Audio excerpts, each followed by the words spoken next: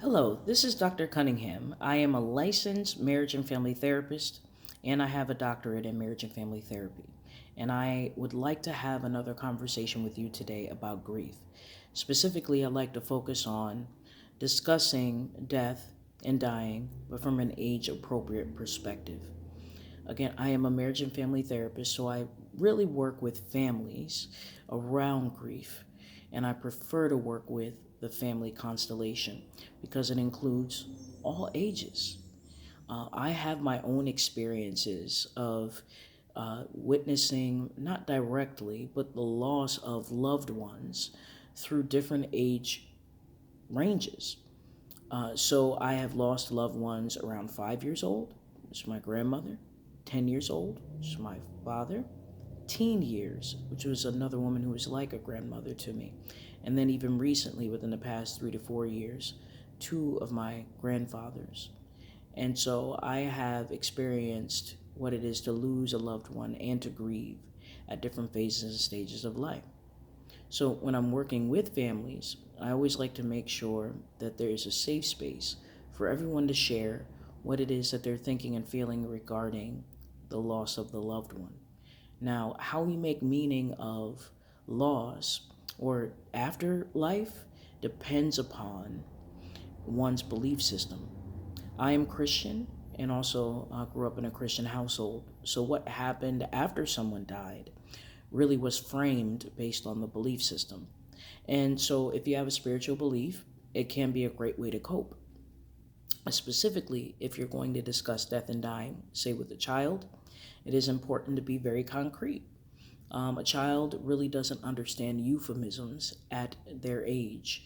They're still developing psychologically, mentally, in order to make meaning of particular things. So, someone saying passed away, eternal rest might not make sense to them, at least not in the beginning. It's important to be able to explain to them the person has, died.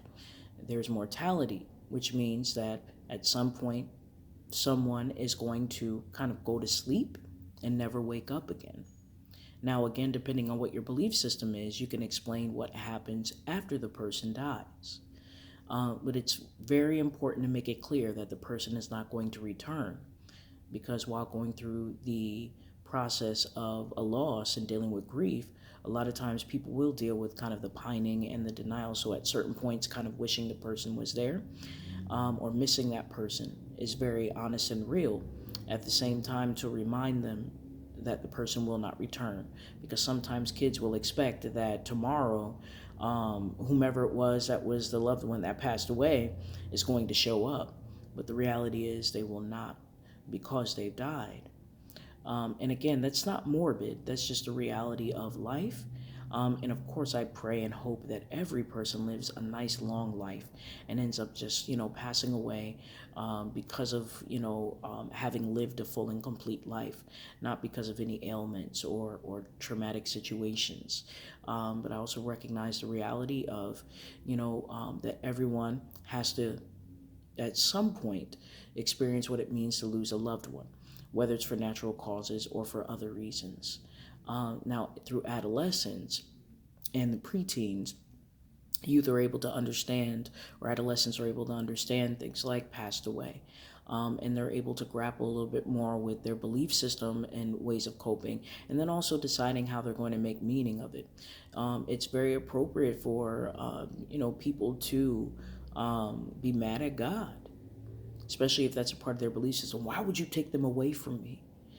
So that doesn't mean that a person is being blasphemous or being, a backsliding Christian or whatever their belief system is with regards to their connection to the relationship with God. Because if someone believes in God and also believes that God has a control over who lives and what time someone goes, then that is a valid question and that they have to grapple with that. It's also an opportunity for adults to be able to be honest with themselves about how they feel about the loss of a loved one, and to also model that as far as healthy expression of what they're thinking and feeling. So it's okay to cry. And it's okay to be able to express what one is feeling. What we're working to do is to bring about a balance. So there's an imbalance if there is no expression of emotional or thoughts or feelings, because then sometimes that means it's not giving anyone else in the family permission to share what they think and feel. But then also there's an overexpression, which means, now I want to make sure that I clarify that there are still cultural differences with regards to grief, because I've gone to funerals and seen individuals crying and almost as if they're laying on the casket, so to speak.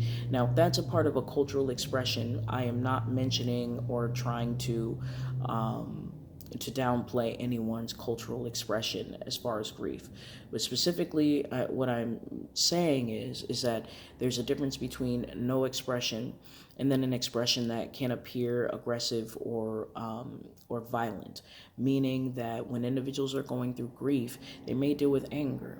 At the same time, the anger should not lead to any family violence, people hurting each other or someone hurting themselves, because then that requires, therapeutic intervention, a 988 call, a 911 call. Um, because therapy is beneficial for those who are dealing with grief, which is a natural process of life.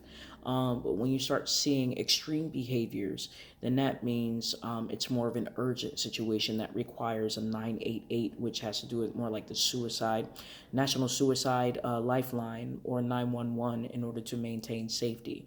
But at the same time, there's a nice balance with regards to expressing what one is feeling and thinking when going through grief. That can be quite helpful for the entire family to have permission to heal.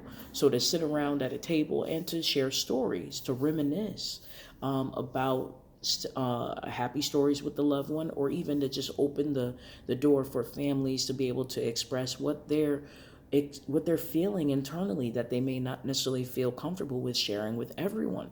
But as a family, it is possible to heal, because that particular person whom has gone on to be with the Lord or has passed away does have a place in each person's heart and played a particular role in the life of each person within that family. So it's important for each person to have the space to express. Now, we also don't want to push either, meaning that we don't want to force someone to express more than maybe what they're comfortable with at that particular point in time. But when it's their time, and when they feel comfortable, they can. And also, expression can occur in more ways than one, meaning it doesn't necessarily have to be verbal. Sometimes it's through movement. Sometimes it's through creative measures like writing or painting or drawing.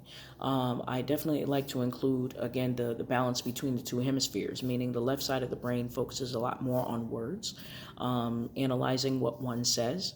But then there's a right brain too, which is a very creative side of the brain, which has to do with more like pictures, writing, expression through creative measures like music and movement. And so there's a way to be able to balance between the two, to consider everyone's way of expressing what they're thinking and feeling, that allows them to be able to, release what is going on internally for the sake of a healthy healing process for the family. So at the end of the day, my hope is that everyone is able to honor the life of those who have gone on to be with the Lord, and also to be able to see how they can bring about an honoring through legacy now and looking forward, because the reality of the situation is that we are going to deal with how we grieve in order to heal, and then we're able to live well